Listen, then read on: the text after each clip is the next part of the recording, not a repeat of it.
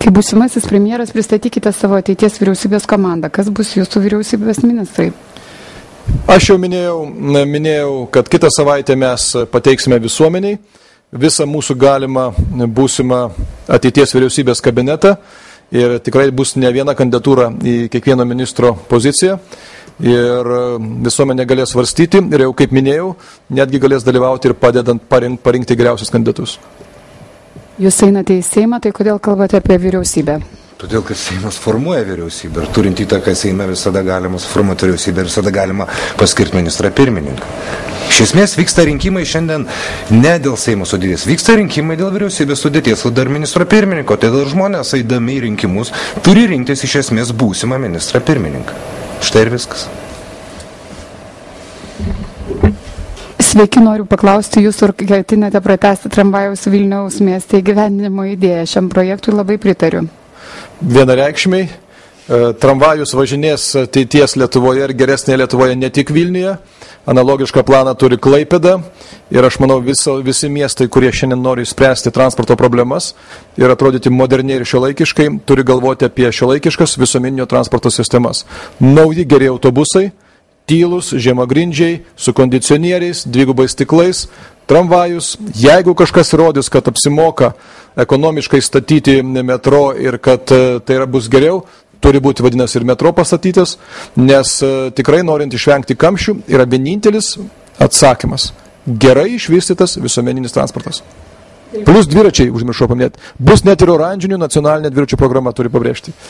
Galiu spėti, kad jūs žintuose irgi konferencija sakė, nes klausimas yra labai konkretus. Tai kada jūs žintai sulauks asfaltą?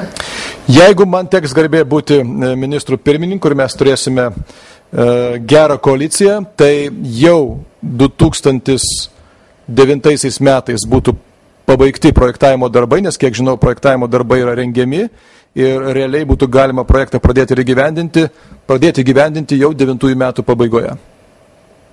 Klausimas, ar galėtumėte įvardinti kelis jūsų partijos trūkumus? Aš sąmoningai pasirenku klausimus, kurie yra programiniai, kurie yra... Trūkumus. Žinot, kaip privalumus politikų, taip ir trūkumus vis tiek turėtų vertinti žmonės. Be abejo, mes esam, aš esu ne kartą sakęs, mes esam ne iš dangaus atsiųsti, mes esam iš tos pačios visuomenės, iš jūsų atėję. Mes turime tokius pačius trūkumus kaip ir jūs, gerbimi žmonės, tokius pačius privalumus kaip ir jūs. Mes esam vieni iš jūsų. Bet mes stengiamės kalbėti tiesiai, mes stengiamės dirbti. Koks mūsų trūkumas didžiausias? Vėlgi grįžtant prie klausimo apie melą, kartais mums įvaizdžio patarėjai sako, jūs nemeluoja, sako, jūs nemokat meluot. Meluokit įžūlį ir sakykit, kad tai gyvenimas pagerės rytoj. Mes negalim savęs nugalėti. Negalime apgudinti žmonių ir sakyti, kad gyvenimas bus geresnis žymiai rytoj. Nebus, mes sakom. Mes sakom, reikės dirbti tam, kad gyvenimą geresnį pasidaryti po metų, po 2. Kaip ir mūsų žūkis geresnė Lietuva. Aš dar pridursiu, mes esam žmonės, bet esam stipri komanda su savo dorybėm, su savo silpnybėm, su savo įdom, kaip ir kiekvienas Lietuvos pilietis. Mes gyvename žemėje, ne rojuje, tik mes nesutinkam su vienu dalyku, kai visi žmonės, didesnė dalis iš tie žmonių deklaruoja, verkšlena, kad Lietuvoje vos ne pragaras, na jau kažkur ten Ispanijoje ar net Latvijoje, Estijoje, tai jau vos ne rojus, jau ten žmonės daug geriau gyvena, tikrai nieko panašaus nėra. Kūrėme gyvenimą savo Lietuvoje patys. Ar tikrai nuo politikų valios priklauso, kad euras nebūtų atsietas nuo lito? Labai geras klausimas. Be abejo, šiandien pirmiausia dar kartą pakartosiu tai, ką yra jau pasakęs ir Lietuvos banko vadovas ir ministras pirmininkas. Jokių planų ir ketinimų ar net bandymų tai svarstyti, tai yra atsieti litą nuo euro, nėra.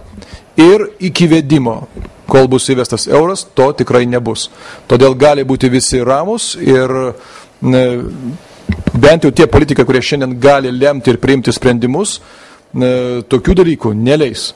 Aišku, žinot, šiandien yra ne viena partija, kuri siūlo, tik jeigu mes gausime valdžią, tai atimsime iš tų, kurie turi daugiau. Tas, kas uždirba daugiau negu 2000 litų, jų vertinimus šiandien yra jau potencialus asmuo, iš kurio galima kažką atimti, atiduoti tiem, kurie neturi arba kurie galbūt paprasčiausiai nedirba. Jeigu tokios populistinės jėgos pateks į valdžią, tai suirutė gali būti labai didelė. Kaip ant jeigu priminus vieną iš pavyzdžių, kai Seime buvo patvirtinta rezoliucija, kurią mes vėliau atšaukėme ir kas buvo iniciatorius, puikiai prisimenam, Tulas Pilietis, Algimantas Matulevičius, mūsų kolega Seimo narys, o palaikė gausiausiai Tėvynės sąjungos Krikščionių demokratų partijos nariai. Tai tokių beprotiškų žingsnių iš politikų, marginalių politikų visada buvo, yra ir bus. Bet aš manau, kad rimtos partijos tikrai suvokia, kad ką reikia daryti ir ko negalima daryti. Kaip ir bus ta pačia rezoliucija, kurią mes po to atšaukėme Seime. Kadangi kalbame apie ateities vyriausybę, nenuostabu, kad daug klausimų yra susijusių būtent su galimais kandidatais ar būtinais darbais vyriausybės. Klausimas yra, kas būtų jūsų sudarytos vyriausybės švietimo ministrų ir kokias numatote priemonės Lietuvos aukštąjį mokslą išvaduoti nuo provincializmo. Dėl kandidato nesikartosim, kitą savaitę mes pateiksim, nes taip yra suplanuota mūsų ir nenorėtume dabar po vieną pristatinėti. Na, o kalbant apie aukštąjį mokslą, tai tikrai mūsų programoje yra labai aiškiai sudėliotas matymas, ką reikėtų daryti, kad šiandien aukštasis mokslas būtų kokybiškas, o kartu labai džiugu, kad yra ne vienas siūlymas ateities vyriausybės programoje, kuris šiuo metu yra jau patvirtintas, irgi yra būtent konkrečiai susijęs su aukštuoju mokslu. Tai aš tik pabrėšiu galbūt esminius punktus. Pirma, tai kad būtų garantuotas studentų studijų krepšelis, kurie garantuoja valstybė. Ir tiems studentams, kurie pasirenka pagal atskirą sutartį, kad baigia savo studijas, dirbs tam tikrą sutartą laiką Lietuvoje ir pagal specialybę, jiems mokslas turėtų nekainuoti nieko. O tie, kurie norėtų turėti laisvą statusą, tai ta dalį, kuri bus skirtumas tarp skirto valstybės pagal galimybę studijų krepšelio, turėtų galimybę pasiskolinti iš tam specialiai sukurto lengvatinio studijų fondo. Tai leistų turėti ir didesnę konkurenciją tarp universitetų, kartu studentai atsakingiau rinktųsi specialybę. Nebūtų taip, kada šiandien, pavyzdžiui, žiūrime, pedagoginis universitetas parengė labai daug pedagogų, o pasirodo iš jų labai nedidelė dalis tik tai pasirenka šį darbą. Arba, kaip ir, pavyzdžiui, kalbant apie medikus, medikai baigia labai brangias mokslo studijas, kurias apmoka Lietuvos mokesčių mokėtojai didžia dalimi, o natūralu, kad jie išvažiuoja ten, kur šiandien galima daugiau uždirbti, o Lietuvoje nebeturime kas ir bedirbtų.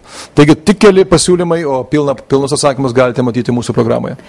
Klausimas susijęs su sveikatos apsauga, klausimas ilgas, todėl aš pateiksiu pirmąją jo dalį, kurioje, manyčiau, ir telpa visas klausimas. 49 klausimas. Taip, visiškai teisingai. Ar Liberalų ir Centro sąjunga galėtų pritarti idėją atskirti nuo pajamų mokesčio dalį, kuris skiriama sveikatos apsaugai ir sudaryti sąlygą žmonėms kaupti šią dalį privačiame fonde, leidžiant saugiai investuoti šios pinigus. Ir toliau žmogus pagrindžia, kodėl tai. Ar pritartumėt pačiai idėjai? Tai mes galime sakyti labai trumpai taip. Mes esame programą buvome įrašę kaip vieną iš savo punktų, vėliau mes perkelime veiksmų programą šią nuostatą. Mes manome, kad būtų teisinga.